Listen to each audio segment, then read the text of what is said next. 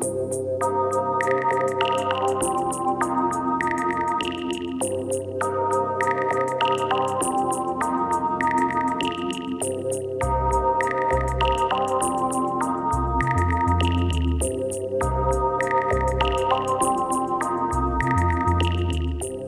afternoon and welcome to Midweek for December 4th. I'm Cassie Aylward.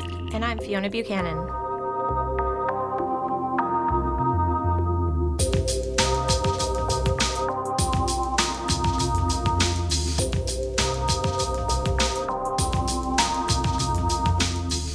Today on Midweek, we'll look at how legislation could keep kids safer. You'll also hear about how students are reacting to dead animals on campus. And we'll get into the holiday spirit with a tradition from across the pond. All that and more coming up on Midweek.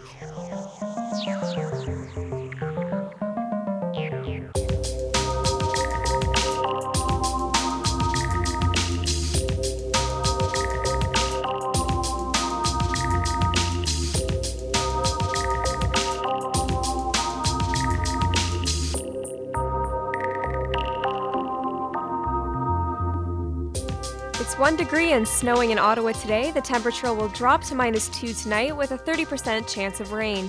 You can expect a sunny Sunday, but it will remain cloudy until then. The Ontario government is taking action on unlicensed childcare spaces.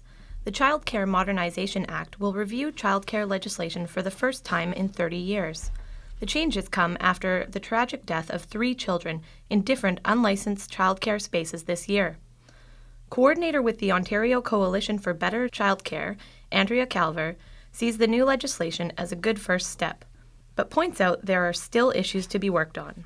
We've had a number of deaths in Ontario, and in fact, one of those deaths took place in Ottawa, the death of Jeremy Audette. And I know that the number of incidents that have come forward from the unlicensed childcare sector, really, the ministry took that to heart and made a number of changes in this legislation. Frankly, we would have liked to have seen every single person who looks after children in their home for money as a business have to be licensed. The ministry did take a different approach. One of the interesting things that they did is they have advantaged licensed home child care. So if you are licensed home child care with a licensed home child care agency, you get to look after 6 children, including your own. But if you are an unlicensed provider, you can only look after 5 children, including your own.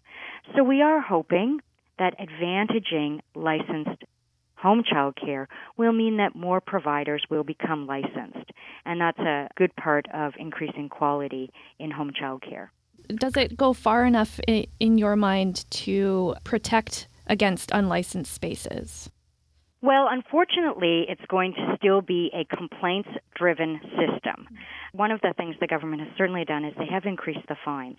So if you operate illegally, if you have more than 5 children in an unlicensed setting, the fines are dramatic, a huge escalation from the previous fines, and we think that that will dissuade people. It will take temptation to add another child out of the equation. One of the concerns that has been brought up is that there might be a scrambling for spaces once this legislation is enacted. Do you see that as a problem at all? There already is a scrambling for spaces, and, Ontario really needs more affordable childcare. Now, this legislation, isn't going to provide more spaces, but what it does is it's part of a package of initiatives from the Ministry of Education that moves childcare from a patchwork of programs to a system of early learning and childcare that parents can depend on. Only funding delivers more childcare spaces. There's a lot of positive things in the legislation that can bring some stability to the childcare sector. We've already seen the implementation of a funding formula, a 3-year, multi-year, stable, predictable funding for municipalities. We've seen consultations. So the legislation is part of laying the groundwork to really move to what we believe is going to be a much better system of early learning and childcare, because we do need to expand. Excellent. Andrea, I really appreciate you taking the time to speak with me today. No problem. Thank you. That was Midweek's Samantha Power in conversation with Andrea Calver, the coordinator with Ontario Coalition for Better Childcare. Childcare isn't the only public safety message Canadians will hear about this week. Smoking a joint and driving can be just as dangerous as driving drunk. That's the message that the Canada Safety Council is promoting during this year's National Safe Driving Week. The event is raising awareness about the dangers of driving while impaired by drugs. This could include illegal drugs, prescription medication, or over-the-counter products. Midweek's Matthew Kudo spoke to Sergeant John Kiss of the Ottawa Police about how driving high is similar to driving drunk. Between drug-impaired driving and alcohol-impaired driving, what are the differences in criminal code? They are treated the same in the criminal code. Wherever impaired by alcohol is mentioned, so is drugs. The wording is impaired by alcohol or drugs. With that consideration, I have friends who drive high on a regular basis and might even actually say that they can drive better when they're impaired on marijuana. So why is drug-impaired driving not treated with the same level of seriousness as alcohol-impaired driving in our culture? Well, I'm not certain of that, Matt, but we, of course, are aware that the younger population does use cannabis and then drive. Apparently, the studies have revealed that some 20% of young drivers admit to having smoked cannabis and then driven at some point. And that is disturbing because that seems to be a bit of a social norm and also a social problem. But hopefully with education that can be brought down, notwithstanding the fact that cannabis is still illegal at this stage. We have to look at it in the same light as alcohol. Alcohol itself is not illegal. However, if you consume too much of it and become impaired and then get behind the wheel of a car, then it does become illegal. Whereas, not that I would for a moment condone smoking a bit of marijuana and then driving, there is a difference between smoking a small amount because we get involved in the aspect of smoking illegal drugs and driving when the person becomes impaired. And it's up to our drug recognition evaluating officers to make determination if the person's ability to drive is impaired. The argument that we hear from time to time that people become better drivers when they've smoked up is ludicrous. There's no shortage of studies and research that has been done to indicate that your ability to drive is eroded very quickly once you begin using any sort of drugs, especially illicit drugs. With alcohol, it's, I guess, a little more easy to identify when someone is impaired, right? You measure their blood alcohol level. If it's above 0.8, they're in a legal level of alcohol in their blood. But how do you go about it when it comes to certain kinds of drugs? Would you say it becomes more subjective in terms of determining the level of impairness? Well, it's all a matter of not just the type of drug involved, but the quantity of the drug. At the end of the day, alcohol is just a drug also that affects the central nervous system, same as all drugs do. And it's the amount that we put into our system that affects the person's ability to drive. From your perspective, what is the importance of the National Safe Driving Week to educate Canadians on drug-impaired driving? Well, I think it's an excellent opportunity to educate the public that impaired driving involves not just alcohol, but also drugs, and that the police are trained and equipped to prosecute drug-impaired driving the same way as they are equipped and trained to prosecute alcohol-impaired driving. It is a danger. It's out there. We're aware of that. People have got to realize that drugs can be just as dangerous as alcohol once you get behind the wheel of a car. That was Midweek's Matthew Kudo speaking with Sergeant John Kiss of the Ottawa Police Service. Old in the snow, it's a cold night. Our fire cries out, cuddle close tonight. So far, we're never all alone, but looking back to what Mother would say. We are alive and we have got the whole Christmas light of time. Bulbs shining bright and high, high above the candles, Christmas night.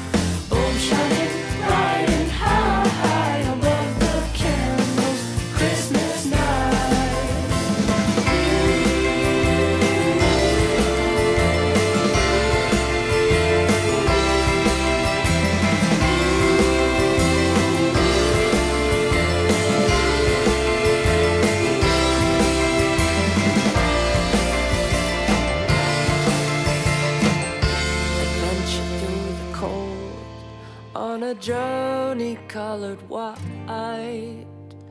Build yourself a snowman. You'll surprise yourself with fright. Corn cobbed and pipe, and he is dancing in the brightest of daylight.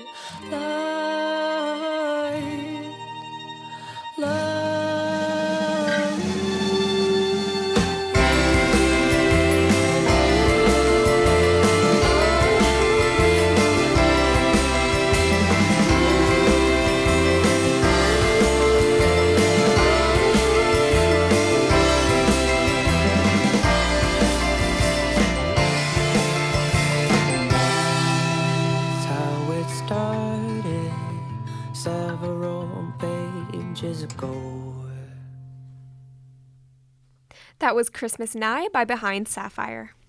Santa and his elves have finally reached the Rideau Center. With jolly smiles and candy canes in hand, children lined up to meet the man in red. While they waited to take photos with Santa, parents tamed frizzy hair and fixed wrinkled shirts. Midweek's Jasleen Singh was in line with the kids. She put on her holiday sweater and found out what Christmas means to them.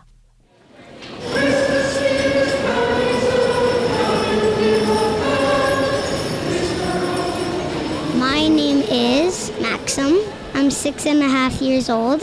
I think Christmas is nice. I like presents. My name is Emily and I'm 12 years old. I think Christmas is when you see all the decorations and everywhere you go and spending time with your family. My name is Tristan and I'm 7 years old. I think Christmas is about giving stuff to other people. My name is Owen. I'm 10 years old. I think Christmas is about love and being together with your family and friends. My name is Adam and I'm 8 years old. It means to me to spend time with your family and friends. And that's it. My name is Laurel and I'm 5 years old.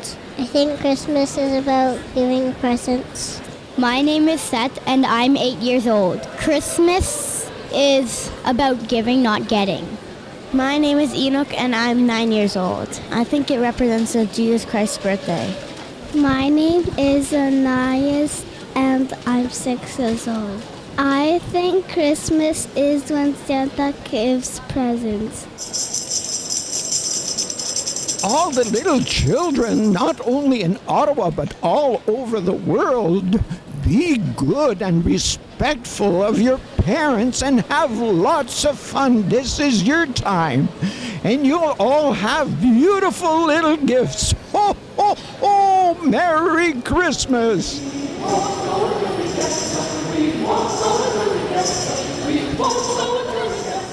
My favorite thing to do on Christmas is wake up and go downstairs and open all the presents and see what's in our stockings. My favorite thing to do is opening presents. My favorite tradition is to decorate the tree with my parents. My favorite thing to do on Christmas is putting up the ornaments. My favorite thing to do on Christmas is opening the presents.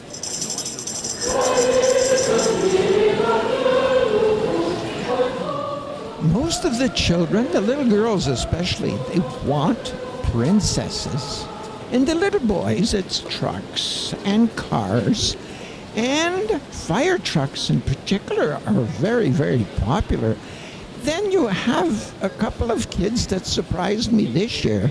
They said they wanted to spend some time with the entire family and have some fun. And I thought that was very moving and touching, and that's the real spirit of Christmas.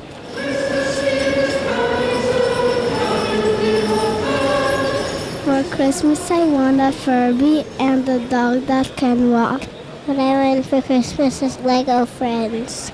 I want Lego and a new video game and more Lego. I would like Justin Bieber meet and greet ticket. I would like a Wii game. I want a chess set, Rainbow Room set.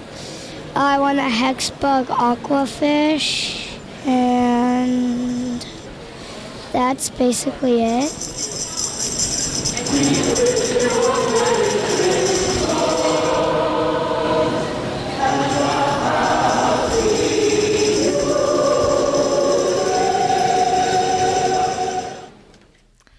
piece was produced by Midweek's Jasleen Singh. With 2014 just around the corner, talk about the Winter Olympics is heating up. Russia's anti-gay laws sparked fiery debate in June, and the debate continues. President Vladimir Putin said the policies wouldn't affect athletes competing in the Games, but that hasn't silenced international talks of boycotts and demands for investigation into Russia's policy. Midweek's Sarah Spitz is here in studio to talk to us about the controversy. Hi, Sarah. Hi, Cassie. So before we start discussing the Olympics themselves, can you explain more about the law that's causing the problem? Of course. So in June of this year, Russian President Vladimir Putin signed a bill that says it's illegal to spread propaganda that promotes same-sex, or as they called it, non-traditional relationships to minors. And that's on top of the fact that in Russia, gay rights groups are not allowed to officially organize and gay pride parades are banned. How did this get so much international attention? Well, that's where the Olympics comes into play. Obviously, the Olympic Games are a huge event for international relations. So when the legislation was passed in June, Russia was already in the spotlight. How has the Olympic Committee responded to all of this? Just last week, CBC reported that the committee president, Thomas Bach, met with a group called All Out. They're Russian gay rights activists, and they want the committee to investigate the legal aspect of the anti-gay laws. All Out's executive director told the CBC that they want to make sure that LGBT rights are considered when choosing future host cities. And what's the reaction been like here in Canada? The Canadian Olympic Committee said in an email that they're including pride festivals in their events for the first year this year, but some experts say that's not enough. I spoke with Stacey Douglas, who teaches law here at Carleton, with a focus on LGBT issues. She explained why Canadians are jumping to activism as a solution. It seems like terrible things are happening in Russia to people who are gay, and generally terrible things are happening. But it seems like we want to both say that and try to help protect people. People say we just have to do something. But that something will not be a boycott for Canada. Organizations that support gay rights are encouraging small forms of protest, like hand-holding or small displays of affection.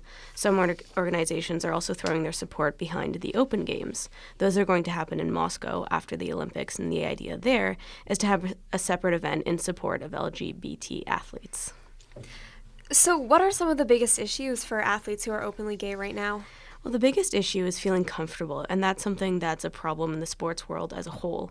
I spoke with Stephanie Bell. She's an openly gay athlete who grew up here in Ottawa, and that was something she struggled with as she got older and started to think critically about her situation. I realized how heteronormative the martial arts environment was, how dominated it was by the straight male perspective, and how much that didn't work for me anymore. I stuck it out at first because I enjoyed the sport a lot. I did come out in that environment, I guess, with mixed reactions from the people around me. It transitioned from a space where I felt actually more comfortable when I was younger to a space where I felt less comfortable, just because it became so much more obvious to me that it wasn't really a space where I could properly fit in the way that I thought that I used to. And how would that challenge of fitting in change if Stephanie were in Russia? Well, she said that she would definitely have trouble adjusting to the way she normally acts in a society with very different standards about what's appropriate. I think it's especially tough for athletes who come from places like Canada, where they're used to having that upper hand. If it were me, I don't really have experience in being systematically discriminated against, and I feel like I would probably just right away say something totally inappropriate because I'm used to having the right to do that. And it was mentioned earlier that Putin has said the policies won't affect visiting athletes legally. What about emotionally? Well, her answer to that was clear. She says that even if athletes can't be arrested, those who are openly gay will feel the hostility. I think regardless of how integrated that is into your identity, it's always there. It's less visible, but it's the same as a race issue. You go somewhere where you're standing out and everyone's staring at you, and you know that the government and everybody else around you is really not on your side. It's impossible not to be effective. Thanks, Sarah, for discussing this issue with us. Thank you. That was Midweek's Sarah Spitz. The Sochi Games begin February 7th. For weeks, the world has been focused on the tragedy in the Philippines, but a lesser-known disaster is playing out in the Caribbean. Haiti is still struggling to recover after the devastating earthquake of 2010. Rebuilding is not the only challenge. Cholera infections are on the rise again in the small country, and aid organizations say it will only get worse. I spoke with Robert Fox, the executive director of Oxfam Canada, to find out why. What's recently changed in Haiti that has Oxfam concerned? Since June, there have been 20,000 cases of cholera in the country. We've seen over the last several years an increasing number of cholera cases, and we're seeing that there is no reason for this, that we know exactly how to treat cholera, how to prevent cholera, and how to ensure that no one dies of cholera. And there's a basic systemic failure at this time, both in the public health side and the hospital side, that must be addressed urgently. For those who aren't aware, can you explain what is cholera? Cholera is acute diarrhea, in effect. It is an intestinal disease that arises from dirty water and poor sanitation. If people have access to clean water, if they have access to soap and the basic public hygiene, then they are very, very unlikely to contract cholera. How do levels of cholera in Haiti compare to levels of cholera elsewhere in the world? Right now, 1/2 of the cholera cases in the world are in Haiti. So there is a completely off-the-charts level of infection and risk there. And it actually is spreading, though, increasingly to other parts of Central America. Countries that hadn't seen cholera for years are seeing cholera because of the incidents in Haiti and people traveling from Haiti to the Caribbean and elsewhere in the region. And what specifically can the Canadian government or can Canadians do? Canada is in a position to provide important leadership on this issue. Canada has a commitment to Haiti. We have a lot of experience in public health, and we can support and mobilize international action and international resources in order both to address the systemic issues of the quality of the water supply, but also the systemic issues in terms of the healthcare system in Haiti. What happens if we don't address the situation? There are hundreds of thousands of people who are vulnerable in Haiti, many of them still living in camps 4 years after the earthquake that destroyed much of Port-au-Prince in January on that fateful day. But also, we've seen that there are more and more people in more regions of the country affected.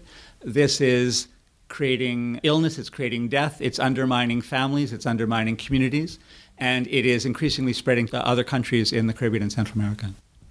There's a lot of attention going to the Philippines right now. Is there some sense that because so much time has passed since the earthquake in Haiti that attention is no longer focused on that country? There's no doubt that some people feel that Haiti should not be the priority at this time. We have at this time a humanitarian disaster in Haiti. There are a number of them around the world. We should not be competing to address the health needs of Haitians with the urgent emergency needs in the Philippines. The fact is that when the world wants to mobilize resources, it can. There is no reason why, with a relatively small investment, but an urgent and concerted investment, that we couldn't eradicate cholera in Haiti today. Thank you very much, Robert. You're welcome. Take care.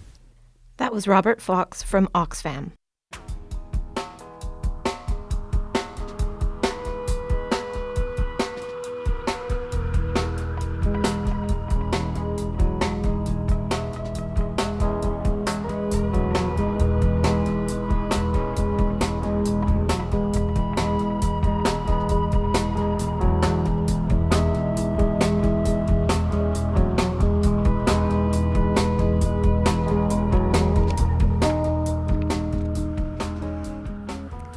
When the votes were counted on November 25th, the election results in the Manitoba riding of Brandon-Souris did not match the poll predictions. A polling firm called Forum predicted the Liberals would win, but the Conservatives did. This is just one more example in a line of predictions gone wrong in recent elections.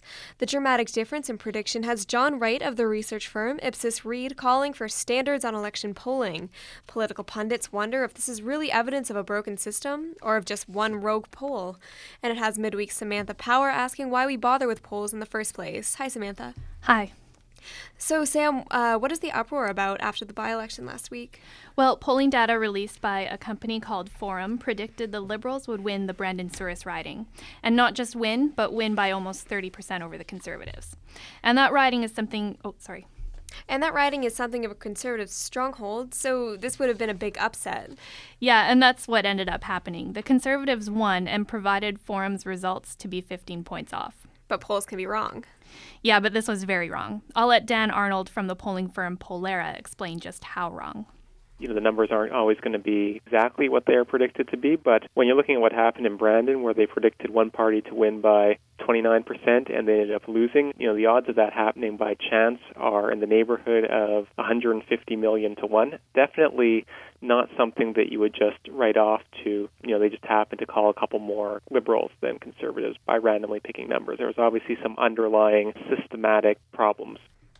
By-elections can be tough to predict, though, because of a lack of a national campaign.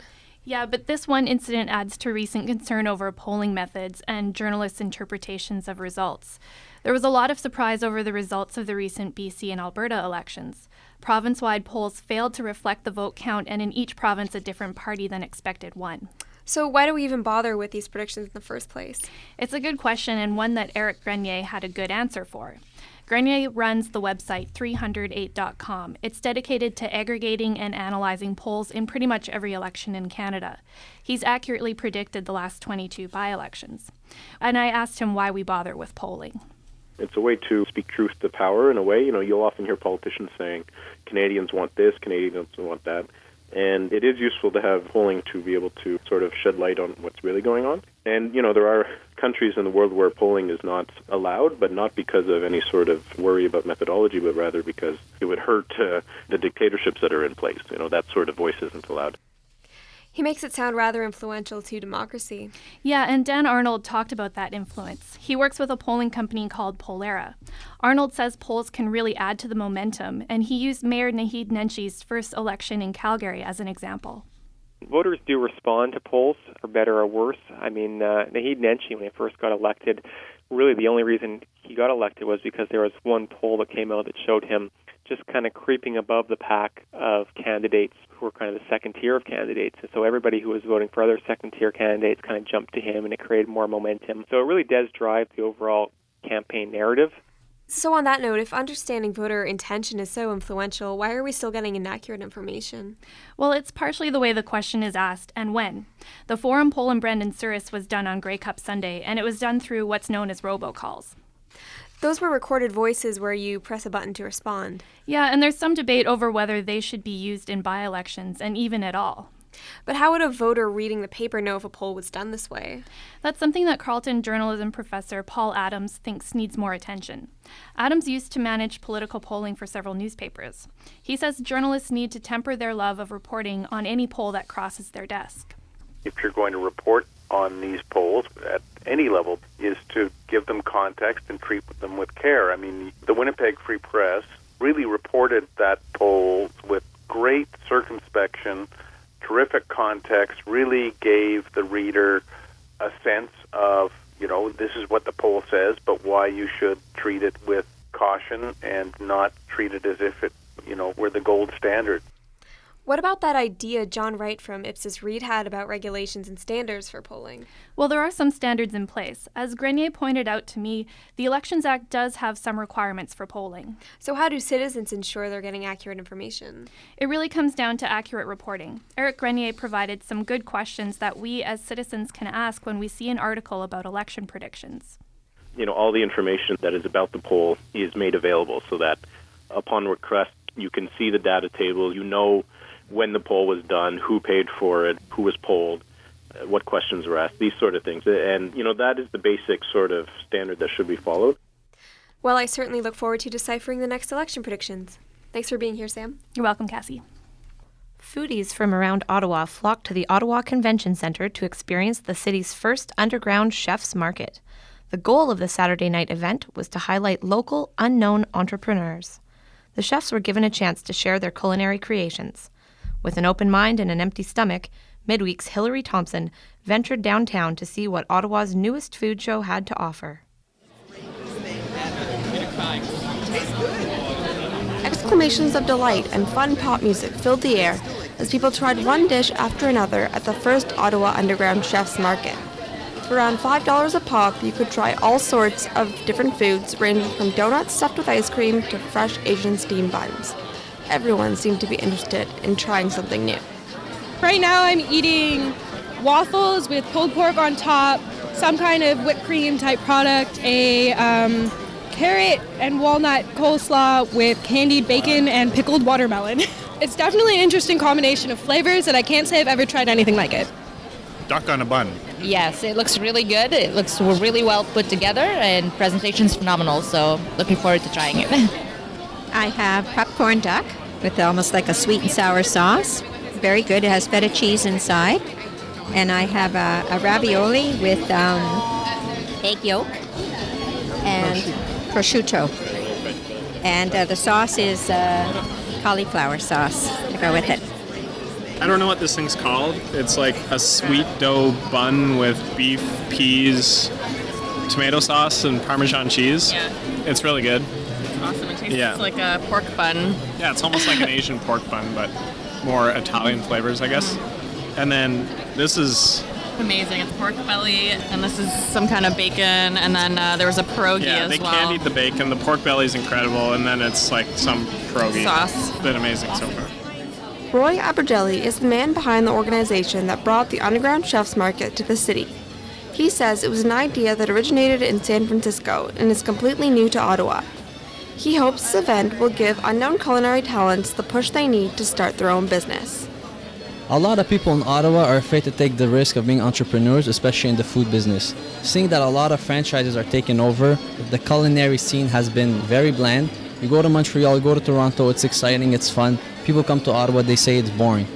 It's only because of it's full of franchises, no independent joints. And those independent joints, they make the identity of a city. When you want to go out, you go out to those places, new ideas, new creative foods and stuff like that. There was no lack of creativity and new foods in the room on Saturday. More established restaurants also made an appearance to promote their food and show their support. Tim Barton is the co-owner of 327 Wine Bar in Centertown. He says he and his business partner were interested in participating in the event because they love the idea of bringing people who are passionate about food together.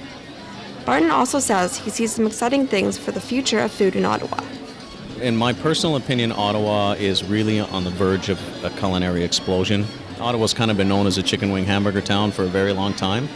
But over the last 10 years, there's a lot of things being done in the city that are changing that. There's lots of great little local restaurants that are opening up with really innovative styles and ideas. Being compared to sort of Montreal and Toronto the way we always are, we're really on the edge of innovation with food right now, and it's taking a little bit longer than I think all of us would like for that to get out there, but an event like this is something that's really going to help kickstart that. Barton may be right. The Underground Chefs Market was a roaring success. At the end of the night, hundreds of satisfied diners rolled out the doors of the convention center, happy and full. For Midweek, I'm Hillary Thompson.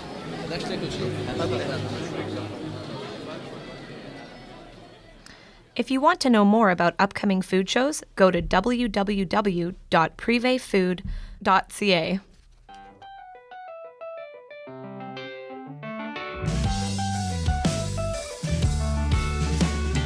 Woman in present danger, banking on some lost puzzle piece. Somebody rearrange her. Tell her she's got all she needs. What do I do with my sorrow? Well, if you're asking me, set it free. Oh,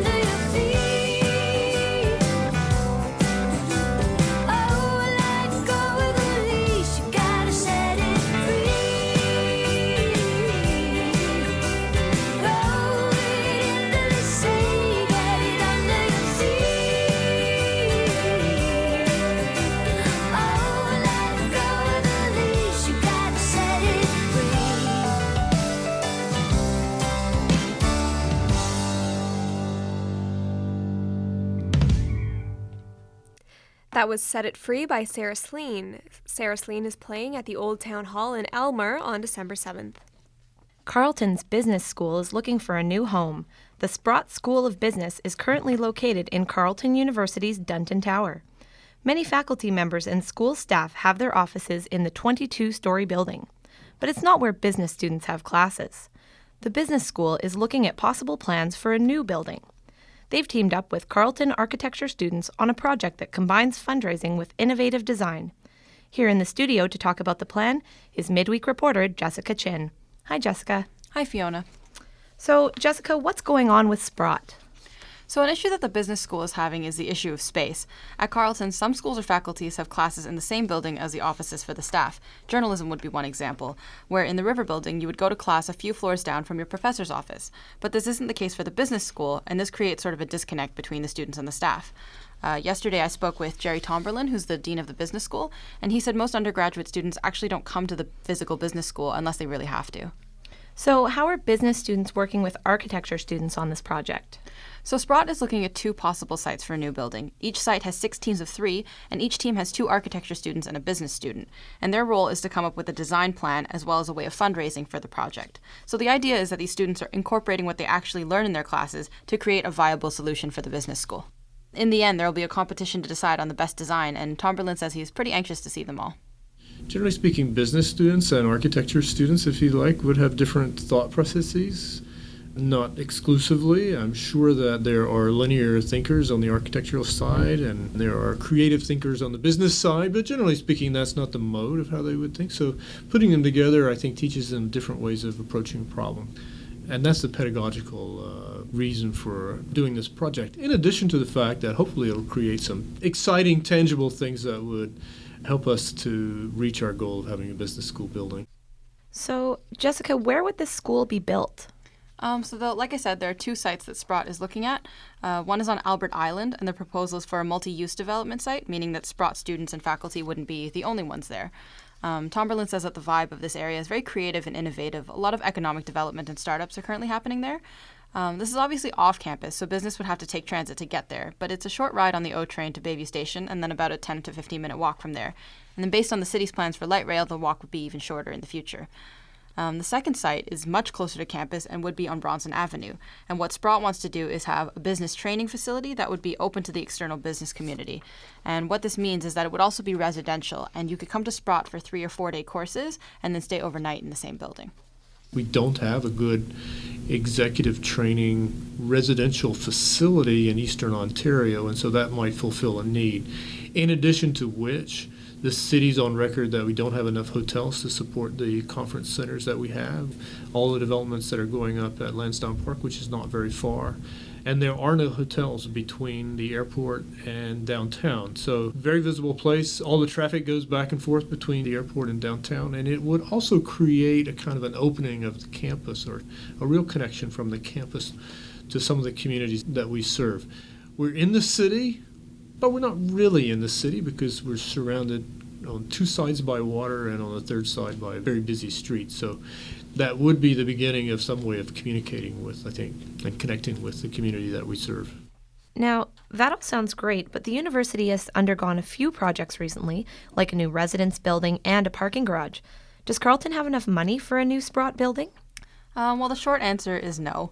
The reality is that the school doesn't really have the extra money to spend on a new building, and that's why business students are looking at ways that they can get private donors or find other external funding. Tomberlin basically said that if the school was sitting on enough money, they would have already had this discussion. But the idea behind this project is that these proposals will help start a discussion, one with the external community to start raising funds, and the second within the university, so that they can see that there is a need for a new building. So will we be able to see these proposals? Yeah. They'll actually be on display next week from Wednesday the 11th until Friday in the University Center atrium. There will be a chance to submit your feedback, and a panel of judges will be critiquing the designs on Wednesday and on Friday. Great. Thank you very much, Jessica. Thanks for having me. That was Midweek reporter Jessica Chin discussing a design competition for the Sprott School of Business.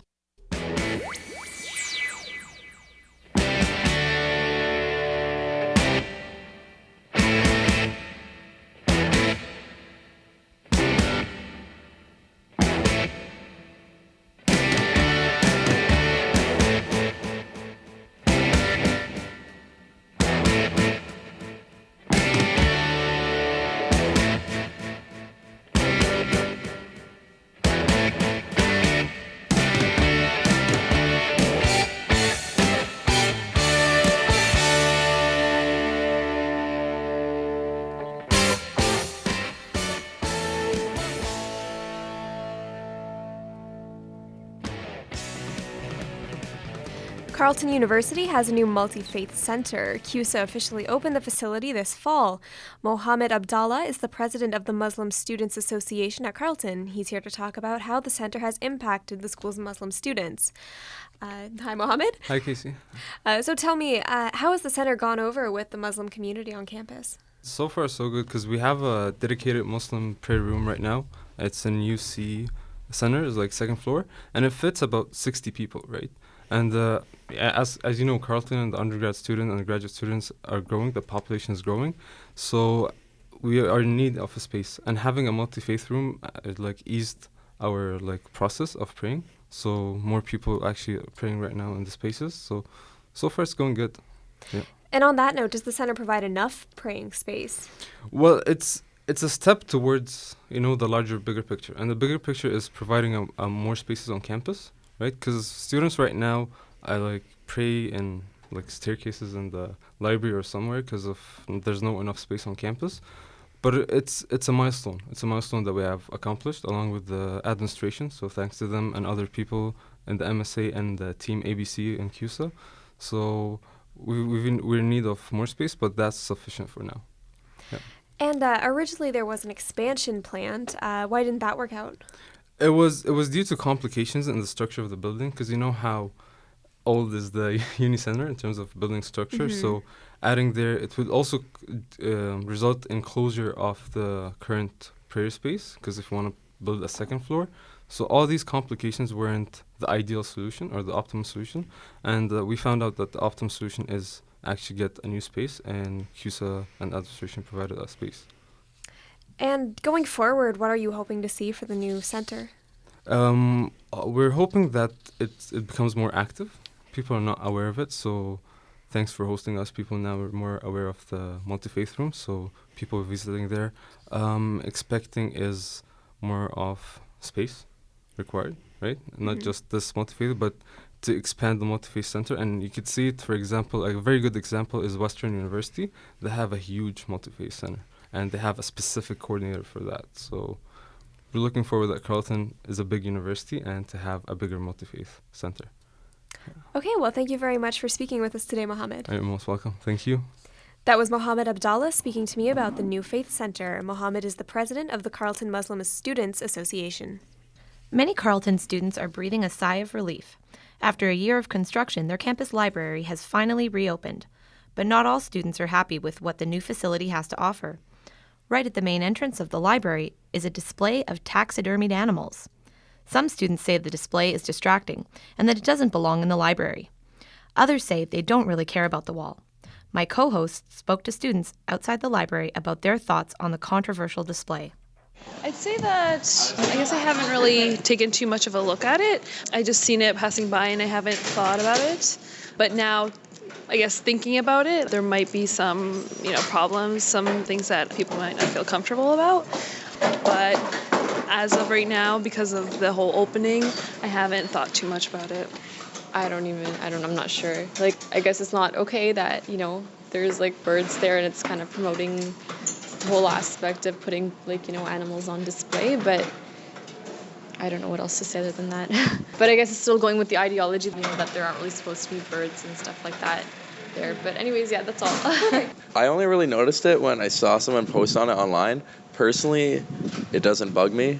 I can see how it bothers some students, but realistically, when it comes to studying, it doesn't affect me at all, because whenever I'm studying, I'm looking at my computer or my book or this, and I just walk by and notice it. I'm like, oh, cool kind of thing.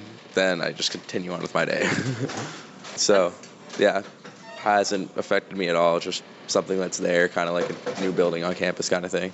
I didn't even notice it at first, so I don't know. It makes no difference, to be honest, to me. I don't think it does any harm, so I'm okay with it, so. I was in the library the other day and I saw it and I thought it was kind of weird, but also kind of cool. I don't have anything politically or morally against it. Some of the animals are endangered or it's a species at risk or something like that. Maybe I could see why they'd be so upset about it, but honestly, it's just they just renovated the library and now I just don't think it's that necessary. Honestly, they're used for educational purposes. My professor in natural history, he actually was quite angry about it as well, that students or other staff were angry about the use of the animals, because he brings them in and we get to learn from the animals and we get to see them first person. It really cements the knowledge about what we're learning about. And honestly, the specimens themselves, they're fairly old. It's not like people are actively seeking out animals, killing them, and using them in the library, as a display, right? So I don't think there's anything wrong with them being in the library as a display. I don't know if I would be upset enough to necessarily do anything about it, but I'd be upset enough to notice, and I'd really be disappointed. I think it would be too bad. Because I think it's unfortunate that in an educational setting, people aren't recognizing the educational value of the animals themselves. That was my co-host, Cassie Aylward, speaking with Carleton University students about a controversial taxidermy display in the campus library. Carleton has addressed another controversy with a much longer history than the new taxidermy wall. Carleton University's highest governing body is taking further steps to build a better relationship with the First Nations community. The university's Board of Governors will now open their meetings by acknowledging that they are located on traditional Algonquin land. Shadi Hafez is an Algonquin student at Carleton and the administrative coordinator for the student-run Aboriginal Center. He joins us in studio today. Hi, Shadi. Hi, how's it going? Good, thank you. So the Board of Governors will be using this statement at the beginning of their meetings. The Board of Governors acknowledges and respects the Algonquin First Nation on whose territory the Carleton University campus is located. What do statements like this do for the community? It's a good thing in that it shows that the community recognizes their historical place on this land, the history of the land, history of the people of the land, history of colonization, all of that.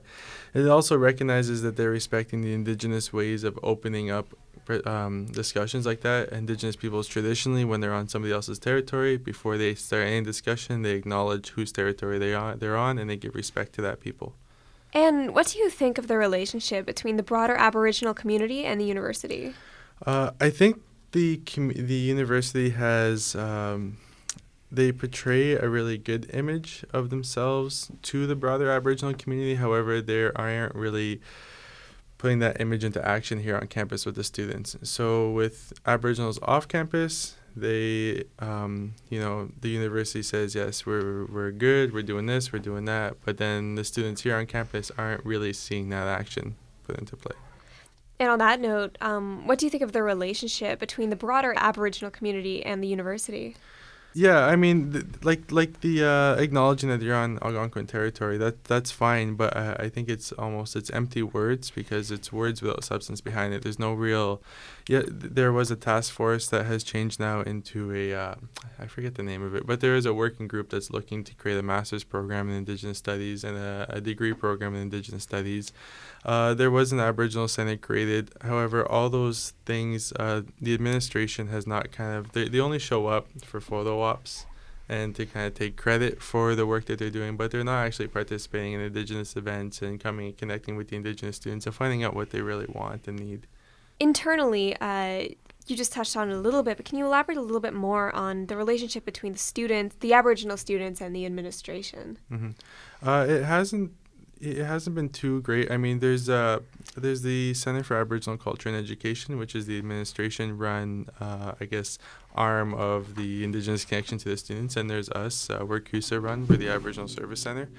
So what we're seeing is that there is somewhat of a disconnect in that the university oftentimes is seeking advice from the Aboriginal community outside of Carleton University on what to do for the Aboriginal students inside Carleton University, instead of just coming to our Aboriginal lounge and asking us, hey, what would you guys like to see here? We could tell them the Atrium Galleria, put one of our flags up in there. There's no flags, there's no representation. Maybe change the name of a building and make it an Indigenous name to show that you really do respect the fact that you're on Algonquin territory. And that being said, do you think that there are enough resources for Aboriginal students on campus if they do want to voice concerns about things like this? Is there a means for them to? Yeah, and are there resources for students on campus in general? There are and there aren't. I mean, it's a long process when a student does want to have an issue. But one of the major issues also is that there's a lot of misinformation, ignorance, and about Indigenous issues. A lot of people just aren't educated about the issues enough to understand what an Indigenous student is facing. When they say, you know, they're having difficulty being away from their reserve or from their home community, a lot of people can't understand that. They can't understand the historical implications of having to leave your community and, you know, all the things that surround that. So I think administration, faculty, and students, especially students, you know, should all look into just picking up a book about Indigenous peoples and reading it instead of just getting their information from, you know, TV, basically. Well, thanks, Shadi. Yeah, no problem. Thank you. And that was Shadi Hafez, the administrative coordinator for Carleton's Undergraduate Student Aboriginal Center.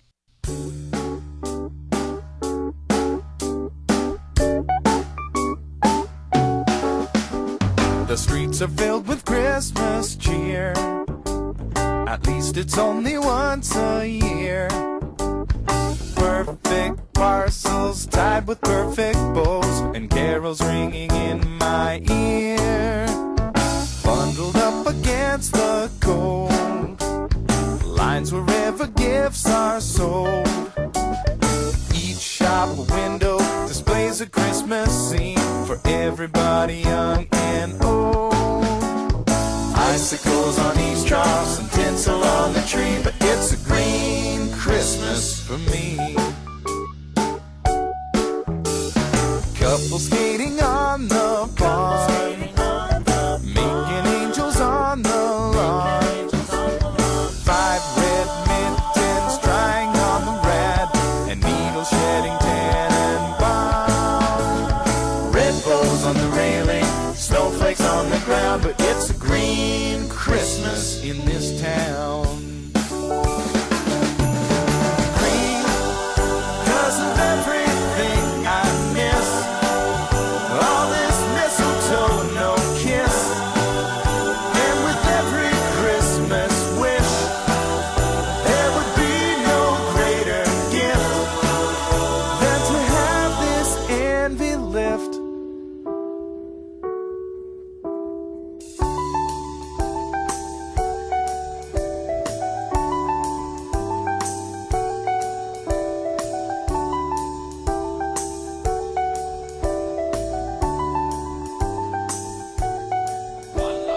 Carolers are at my door, don't wanna hear them anymore. Stockings on the mantle, snow's here every day, but it's a green Christmas anyway. Red nose on the reindeer, tinsel on the tree, but it's a green Christmas for me.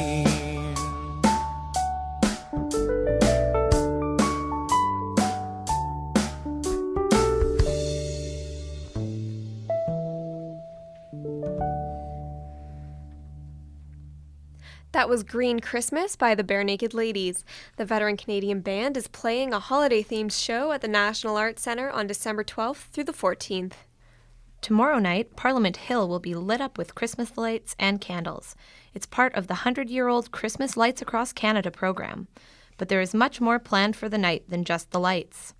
Midweek's Michaela Costron spoke to Denise LeBlanc from Canadian Heritage to find out more. She started by asking LeBlanc about how the Christmas Lights Across Canada program started. Christmas Lights Across Canada was launched in 1985 here in the Capital Region to highlight landmarks along Confederation Boulevard, such as Parliament Hill, some historic sites like the National War Memorial, as well as national museums and institutions and monuments and embassies. So this will be the 29th edition of Christmas Lights Across Canada. Could you just paint a picture for our listeners of what tomorrow night is going to look like on the Hill? Tomorrow night on Parliament Hill, so Thursday night around 5:30, the evening is going to start with a beautiful carillon concert.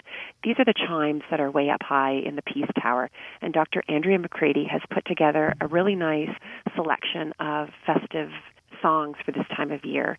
So that's how the evening sort of gets underway. There's going to be free beaver tails and hot chocolate that people can enjoy. There's campfire pits on the lawns with marshmallows that can be roasted. And then around 6 o'clock, the official program gets underway. So there's a couple of choirs that will be performing. One of them is a children's choir, the Dunlop Public School Choir. And the other one is a gospel and groove choir called Big Soul Project. So they bring a lot of energy and some really good vibes to the event. Are there any special guests or people involved in the ceremony tomorrow? Absolutely. We're very excited to have two very special guests be our MCs. Jean-Luc Brassard, who is an Olympic gold medalist in freestyle skiing, is one of our MCs. He's actually the assistant chef de mission for the Canadian Olympic team for Sochi 2014. And our other MC is Benoit Huot. He is a gold medal decorated Paralympian in swimming. So two very inspirational Canadians to lead us through the evening. And of course, our own minister, the Minister of Canadian Heritage, Shelley Glover, will be there to address the crowd as well. Thanks so much for speaking to me today. Well, you're very welcome. That was Michaela Costron speaking with Denise LeBlanc from Canadian Heritage. The festivities on Parliament Hill will start at 5:30 tomorrow evening. The Baggy-Eyed Bunch will be returning to Carleton this exam season. Red eyes, pajama pants, and coffee-fueled bodies will be filling the seats in Carleton's exam hall. The culprit? Cramming sessions. We've all done it, staying up until the wee hours of the morning trying to crowd our brains with endless facts. Midweek's Jennifer Turnbull spoke with Dr. David J. Baxter about the effect a lack of Z's has on students. He's a psychologist in Ottawa. The reality is that cramming may help you pass an exam. It won't help you retain information very well. And it's not something that I generally advise and not something that I found very effective in my own academic career. Really, the procedure I used to follow before an exam was that getting a good night's sleep is more important before an exam than spending an extra hour trying to cram in information you don't really know. So what I would do when I was studying is set myself a cutoff of around 9 or 9:30 or 10 at the latest. And after that, my rationale was if I haven't learned it by now, it's not going to help me to tire myself out by trying to cram more information into my brain at this point. So that's it. And then I would just do my best to wind down a little bit, relax, and then go to bed, get a good night's sleep, and get up and go to the exam. That always worked very well for me. The problem with cramming is you're trying to absorb a lot of information in a short period of time, and you're doing it under stress. And so even the things that you're able to get in and retain by the next morning for an exam are not going to do very much good a week later. So really, in terms of learning things, no, it's not a good strategy at all. How does the lack of sleep really affect a student's memory recall? Pretty much in every way. It decreases your ability to cope with stress and anxiety and so on. It decreases your concentration. And does coffee do any justice the day of an exam if you've had no sleep?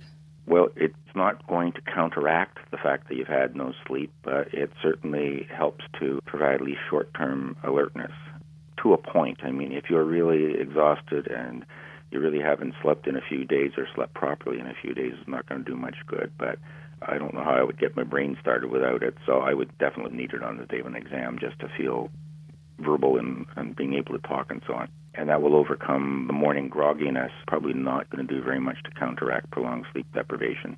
And for students who've left it to the last minute, though, and are stuck with no option but to cram, what would you suggest they do to maybe improve the amount of information they'll retain the next day? There isn't much they can do. Go ahead and cram. Try to still get as much sleep as you can the night before and pray. That's about it. I mean, if you haven't been doing the work up to that point, then really there isn't any other option, I guess. But as I said, you're probably not going to remember very much a week or two later. And do you have any horror stories from your university days when you crammed? See, I really didn't. I learned that cramming didn't work for me in high school. And so I tried to keep up with the work, keep up with the reading, and during the term, approaching the exam, and then I would spend the night before an exam reviewing my notes and just sort of trying to refresh my memory about stuff that, especially stuff that had happened earlier in the term. But I didn't use cramming. It just didn't work for me. Thank you so much. You're very welcome. That was Midweek's Jennifer Turnbull speaking with Ottawa psychologist David J. Baxter. Students still facing the battlefront will see their action plans unfolding in the next few weeks. Whether they'll be hitting the pillow the night before their exams is debatable. Midweek's Jasleen Singh wandered the halls searching for coffee fiends and night owls. Are you planning to pull an all-nighter this exam season? I'm planning to pull quite a few. How many would you say?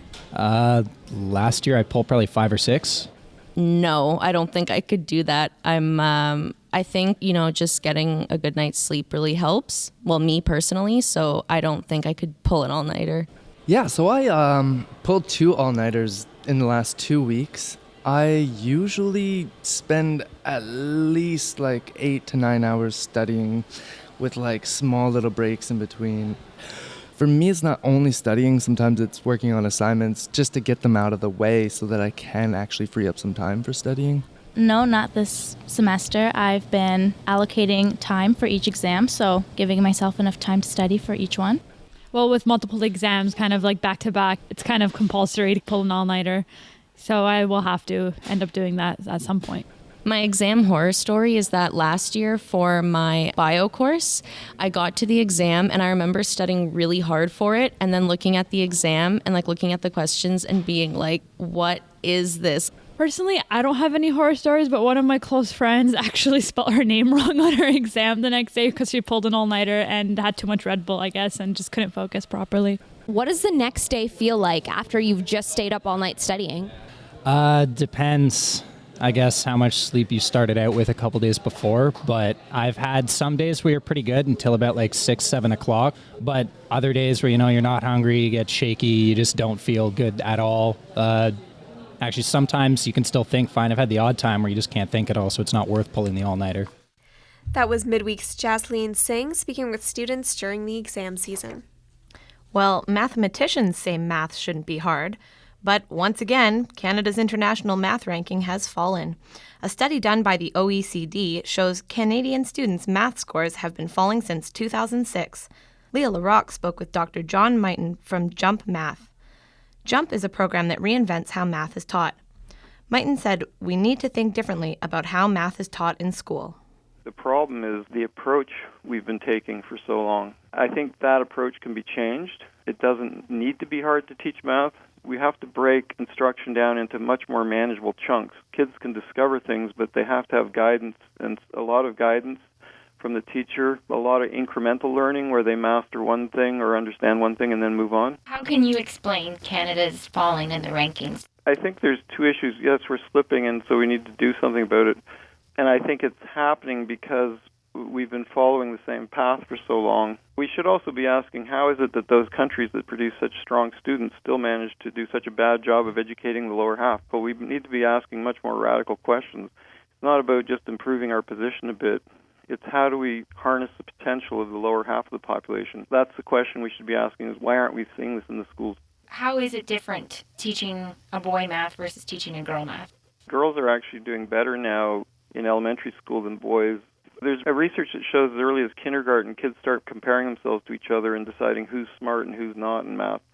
And we allow those comparisons to persist because we think it's natural and there's going to be big differences between kids. We allow those hierarchies and comparisons to persist.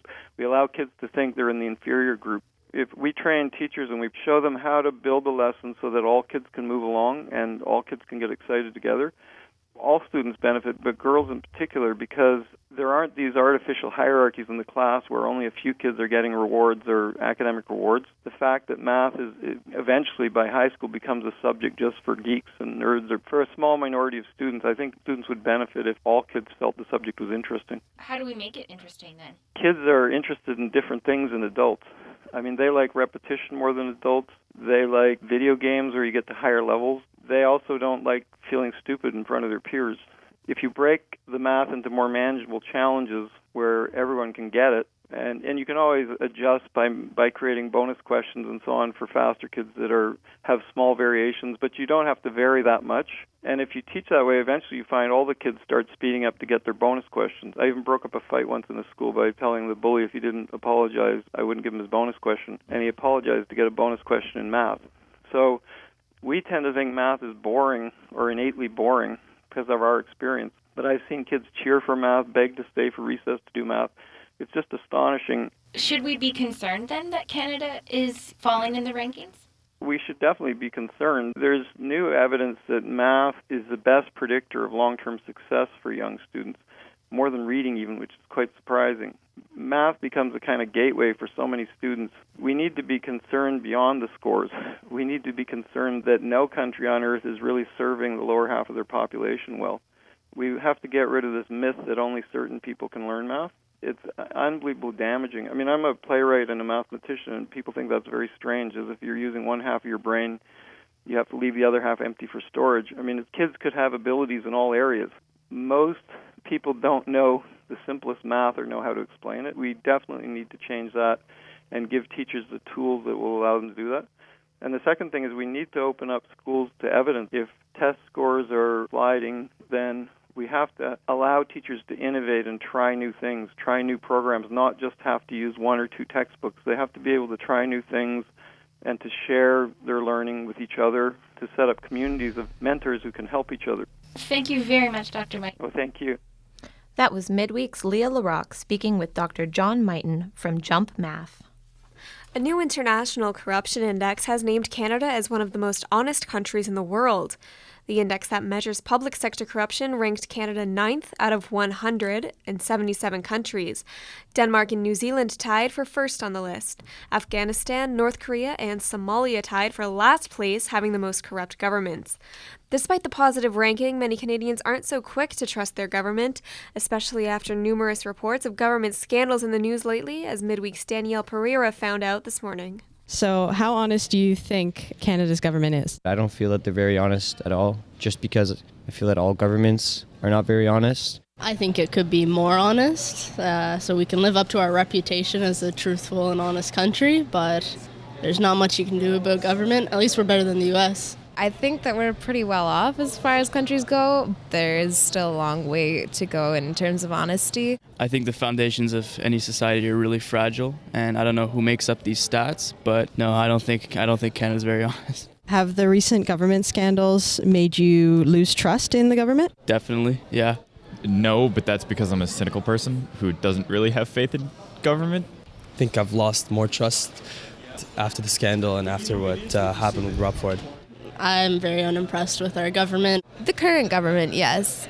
Like Harper's whole regime, I'm not a fan of. I haven't been a fan of him. What they did wasn't inherently illegal, but it's still dishonest. It's still a use of taxpayer money that wasn't exactly justifiable by any stretch of the imagination. People will be people. They're going to continue doing things that will put them ahead.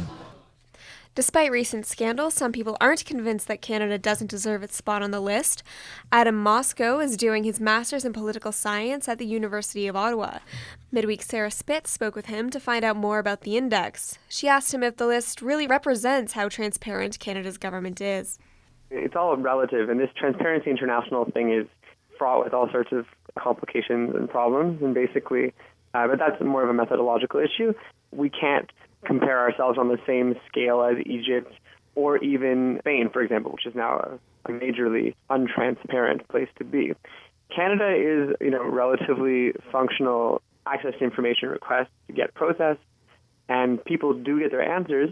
They don't get the quality of answers that they might want, and certainly there are things that we can do to improve our system from the bottom up and then also at the top level, which is mostly what we're focusing on with, the recent scandals of expense claims and these sorts of things.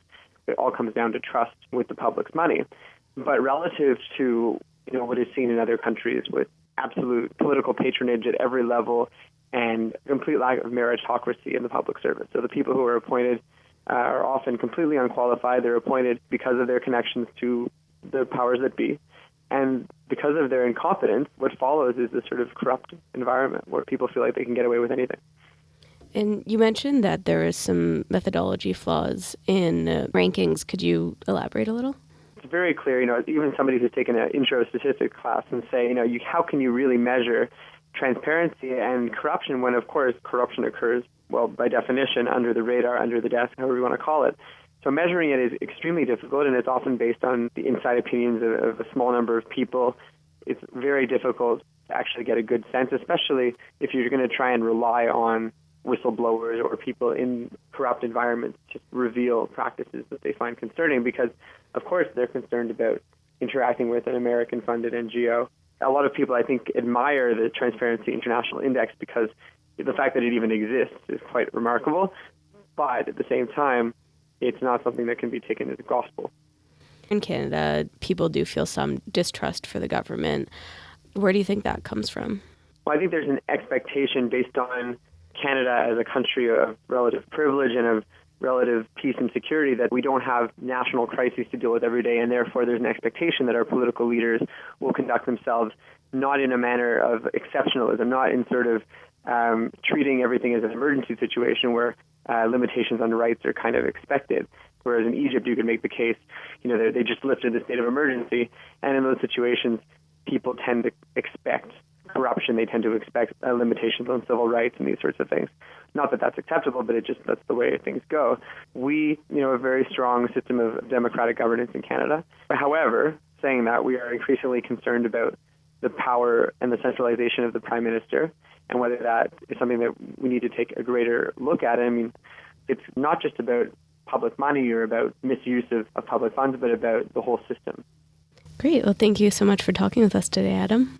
My pleasure. That was Midweek's Sarah Spitz speaking with Adam Moscow. He's a student in the Masters of Political Science program at the University of Ottawa. At almost 85 years old, Donald Wellington, known to most as Red, has plenty of life stories to share. But there is one story in particular that sets him apart. Red was blind for over 60 years until he regained his sight through a surgery. Midweek's Jennifer Turnbull met with Red at his current home, the Gary J. Armstrong residence in Ottawa.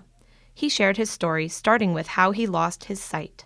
When I was 5 years old, I lost my sight. My doctors told my mother, if the boys have the measles, tell them not to look at the sun. And it was too late when she said that, because I looked at the sun and my eyes went blind. And I went to the hospital and everything, and they said they couldn't do nothing. I was blind for 61 years. We had no chances anyways, right? You had to take chances. And my brother and them said they wanted to give me their eyes. Each one of them wanted to give me each eyes and everything. And I told them no. I said, I don't want that. I said, I'm older than you are. And I said, if my doctor said I had no chance. I said, all the doctors. Dr. Aylward coming in, and he said, I'll take a chance on him, he said. In 1995, on St. Joseph's Day. That's when he gave me the surgery. I said, I'm going all the way. And I did. And it was a success. I had my eyes. What they did, they took a glass from a Second World War airplane and put it in my eyes, and it made me see. I said, can you see the women? That's what they asked me. Can you see any women there? No, I didn't. I'm not here looking for women. I'm here looking for my eyeballs. I said, I want to see what I look like. My mother said I had beautiful blue eyes. I had blue eyes. I wanted to see what I looked like. Not too bad. And I said I wanted to see what my budgie was, what color she was. But it was nice, honest. It was nice for me to see. I'm not kidding you. My mother died in 1983, you see. She didn't get a chance to see my eyes alive. I was just in the house after that. I had to shut the curtains and everything. I wasn't used to it, you see. I like to see things, things all over, things that I like to remember, but it's going to take time. Like the hockey game, the Senators. I love my hockey team. It's like a blur. I haven't seen them for all those pictures, and it's really, really, really good. I got godchildren and everything. I have a hard time to see them. But he said it'd take a little while more, Red, to get used to us. But that's true. People ask me, they ask me what it's like. I said, it's beautiful. I haven't been out all over the place yet. I went to the little towns like Stittsville and all those places there, Renfrew and everything. I went to all the towns. When I was a little boy, I had red hair when I was 5 years old. And when I was 10 years old, it came up when I was with some friends of mine. His name was Jerry Couvaret, and the other guy's name was Sammy Manfredi and me. And we're playing on the streets, you see. And they always called me Donnie, Donnie.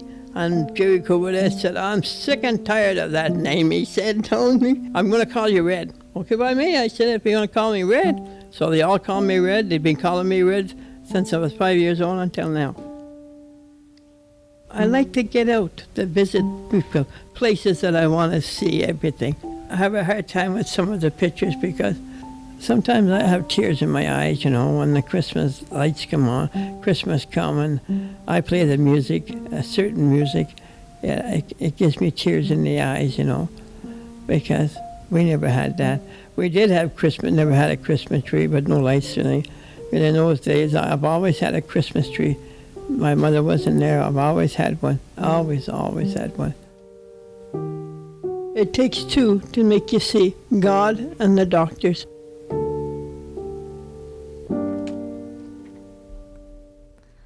That was Donald Wellington sharing his story with Midweek's Jennifer Turnbull.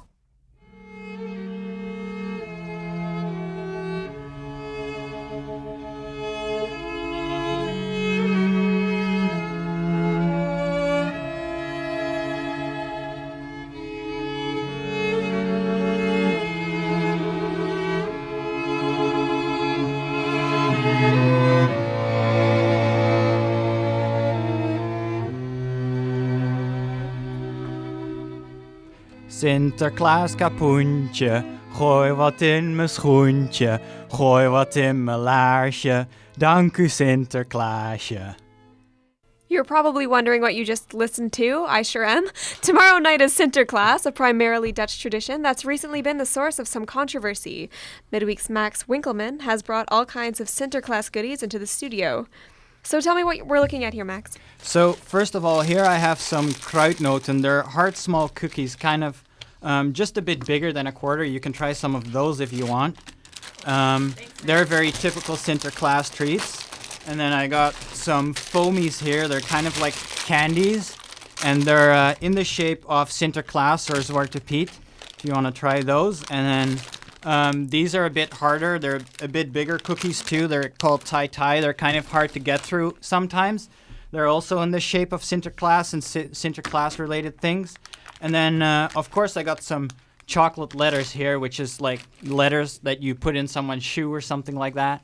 And they're all associated with Sinterklaas, much as candy canes are associated with Santa Claus, only all of this stuff is a lot tastier than candy canes are, really. So, in what other ways is Sinterklaas similar to Santa other than bringing candy? Well, much like Santa Claus, he brings presents down the chimneys. He's got helpers.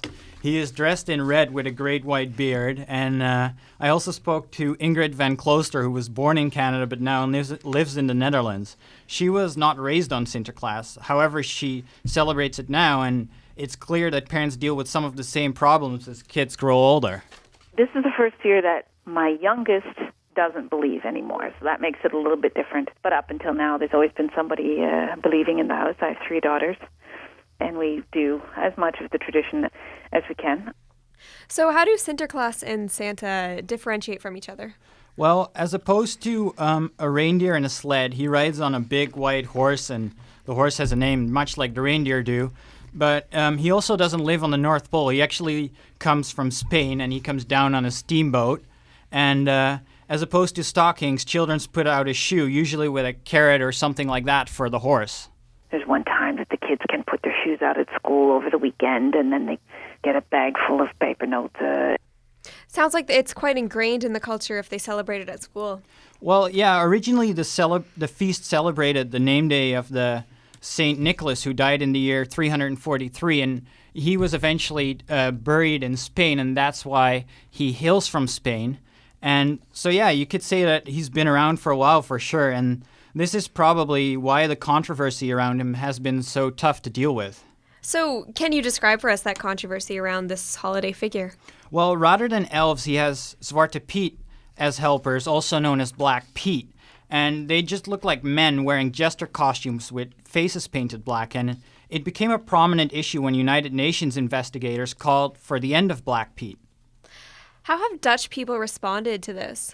Well, Black Pete is much more prominent in the tradition than Santa's elves are, and this means that taking away Black Pete is like taking away Santa's reindeer or taking away Sinterklaas altogether. So people like Van Klooster don't really look at Black Pete as anything but holiday cheer.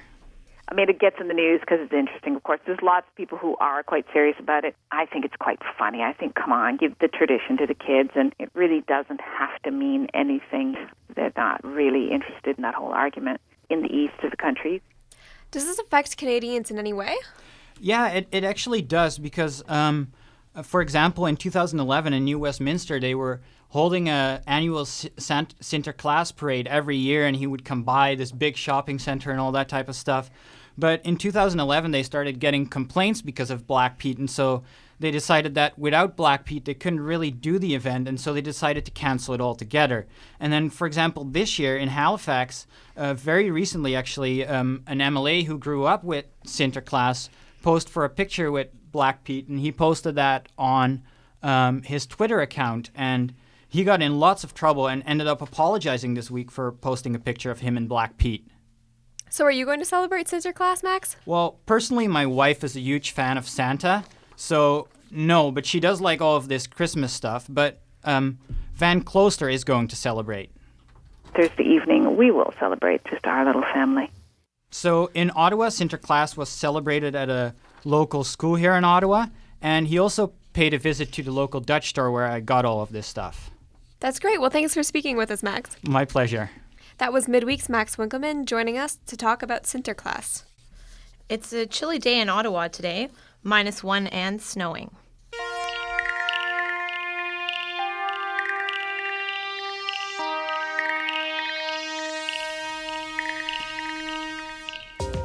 And that's Midweek for December 4th. We've been broadcasting from CKCU, and this is our last show before the holidays. Join us again in February when we'll be back in our regular spot, Wednesdays right after the BBC News at noon. I'm Cassie Aylward. And I'm Fiona Buchanan. We'd love to hear what you think about the show. You can email us at midweek@carleton.ca. Midweek is a production of the Carleton University School of Journalism and Communication. Happy holidays to all of our listeners.